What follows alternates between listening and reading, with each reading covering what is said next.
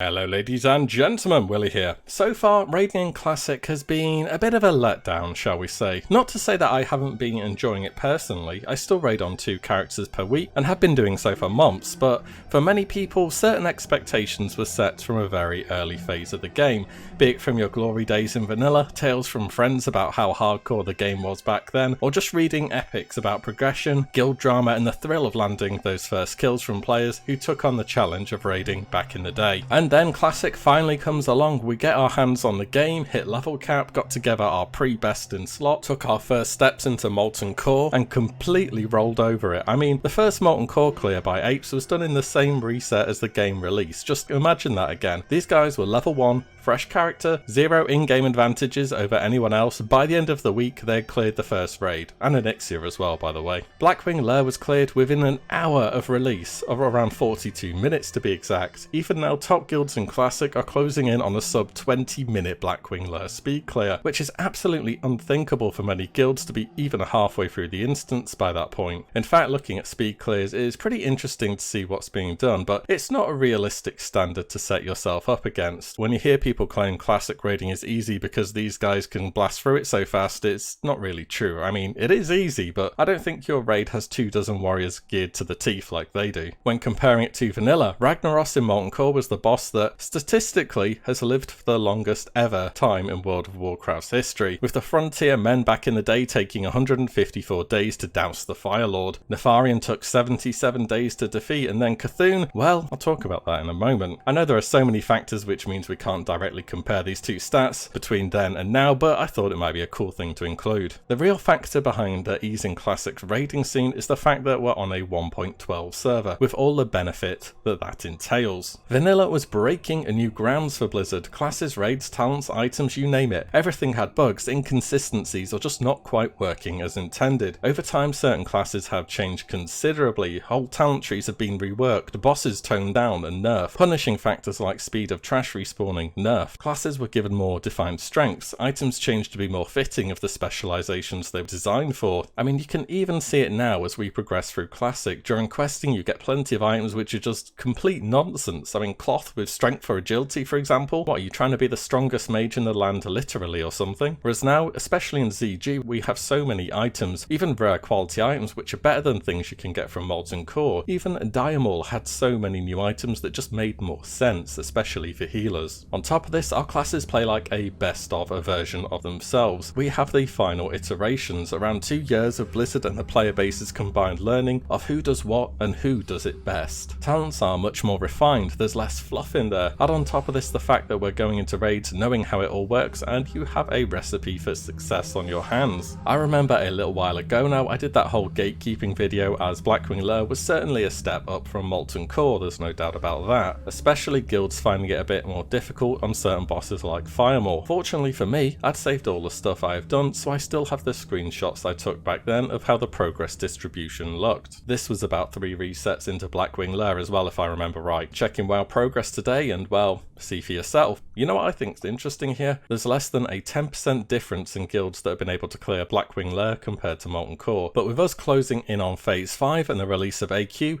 every day we're getting closer and closer to finally hitting the day where our talents and gear is balanced to be. This is the double edge in the jumping content difficulty that's not really touched on so much. And yes, we're still a while off since AQ will be patch 1.9 and we're still on 1.12, remember. Saying that, many big class changes and quality of life buffs happened in 1.9, like greater blessings being made a thing, but even more ended up happening in 1.11, which was when Nax Ramus came out, so we're still ahead of the curve in terms of power, but the curve is getting flatter as we progress onwards. With all that in mind, I fully expect AQ40 and AQ20 for that matter to both be fully cleared the same day the gate is opened on whichever server opens it first. I would be far more surprised if that were not the case. Now, Ruins of AQ or AQ20 isn't really on too many people's bucket list, it kinda gets pushed to the side by its larger sister raid, and in many ways it's just a step up from ZG, but still similar. Smaller raid, shorter lockout, fairly basic once you've seen the playthrough 1 or 2 times. Not exactly going to be breaking many guilds up over this one. It has got some really nice items in there though, as well as being great for the Cenarian Circle rep, so you you will want to be doing it, but it's not expected to be that big guild breaker. How about AQ40 though? Well, this marathon as a raid is a bit of a different story, but will it live up to the legacy of old, or fall flat as raiding has so far? From turning the first corner of the raid, you have a boss that many people would put over anything in Blackwing Lair in terms of difficulty and raid coordination needed, a boss that embodies the term gatekeeper, prophet, scarum. Now, I'm not someone who makes raid guides and will not do so for Classic on my channel, as I simply feel I'm not well positioned to do so, since there are many more people with first-hand experience who can bring you this content in a better manner. But just for an idea, this boss splits into 3 clones at each 25% health lost. He can mind control, reset threat, spam an earthshock spell, and use arcane explosion, which has to be kicked. Oh, and when he splits, each of his clones can do all this as well, meaning this boss requires far more coordination and on-the-fly thinking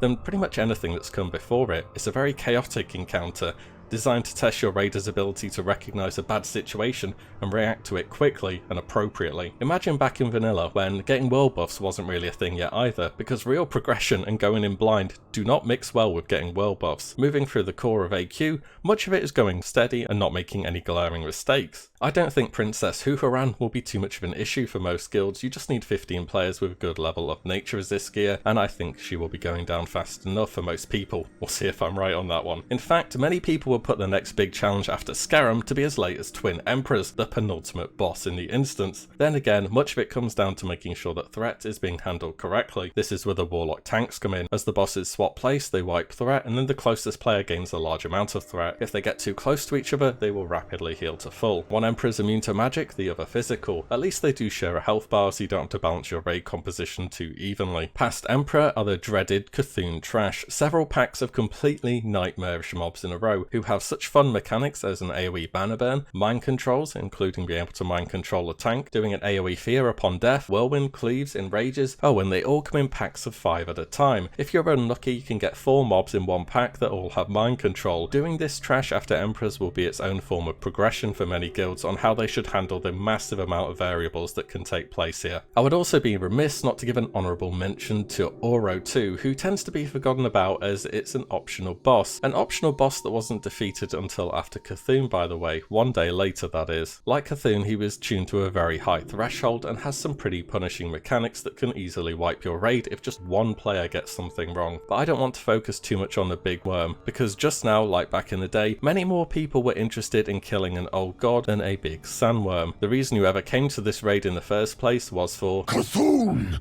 Cthulhu! Cthulhu! An old god, a horror locked away beneath the scorching sands of Silithus, and he would prove to be a real challenge. Too much of a challenge perhaps. Cthulhu has a legacy of his own to uphold beyond almost any other boss. When people look back to vanilla, they say how this guy was the real deal. After all, he went undefeated pre-nerf, but once the nerfs came, it took one reset before many big guilds progressing on him landed their first kill. Cthulhu lived for a total of 113 days. So what was the deal pre-nerf? Was everybody just bad? Was it really mathematically impossible, as our current game director claimed it was back then? Or was it something else entirely? I mean, from this very post we can see that phase 1, for them, would last a staggering 6 minutes on a good attempt. From what I could find, the real difficulty was the fight was pretty much overtuned, and even overtuned for the time period. It did, however, start to drive guilds towards the real first looks into min-maxing. Full raids flasking up and bringing consumables was a bit unheard of before this. On Cthulhu, every single player can be a liability. You couldn't afford any longer to bring window shoppers. Everybody had to have some sense of how their class worked and be very aware of their surroundings. And that made it a considerable step up from the raid content that we'd seen previously. But it wasn't just numerically a challenge, it was buggy. This is the side that's mentioned a bit less. In fact, I went trailing through patch notes to see what I could find, and in terms of Cthulhu nerfs that Blizzard explicitly mentioned, there is pretty much just this in patch 1.10, about 2 months after AQ had been released at this point. Tentacles spawning from the ground would near one-shot healers and throw them into the air, where fall damage would finish them off. Tentacles could spawn on you one after the other, meaning you get one shot with no real chance at counterplay. Tentacles spawned in the stomach area, where they were not supposed to spawn at all, meaning anybody who got devoured could get instantly one shot as they zone in. Basically, tentacles were just doing all kinds of stuff that they shouldn't have been doing. This video here, once again, is from Ian showing this kind of behaviour on pre-nerf Cthulhu. So when the fixes came around to both the bugs bugs, as well as the nerfs to the health of the tentacles, which was outlined as the original issue many people had, it went down pretty quickly. There was even some speculation about clever use of game mechanics noted here in the patch from Nihilum, involving the disgusting Oozling pet aura removing debuffs as a contributing factor, who knows. Somewhat frustrating for many to see the boss drop so fast after nerfs, and much of a relief for others. See, when you wipe on Cthulhu, you can't just resurrect, you have to run back. It's about a 15-minute run, and that's with one of the mounts. Without, well, I hope you have a movie or something ready to go. Why can't you res? Well, peeking around the corner and having a little look at the boss is the fastest way to get your whole raid group deleted due to I-beam, which is like chain lightning, but it goes forever and gets more powerful with each jump. So resing people inside the room is quite impossible because of this. But at the end of the day, what we're getting is the post-nerf content. All the same, I think that Blackwing Lure was a step up from Molten Core, and this will be an even greater one comparatively. Any thoughts on how AQ will go for you or your guild? I know I'm looking forward to taking it on. As always, I do hope you guys enjoyed the video, and I will see you all in the next one. If you like what you see, give the video a like and subscribe, as there's plenty more to come. As always, thank you all so much for watching. Take care. Bye.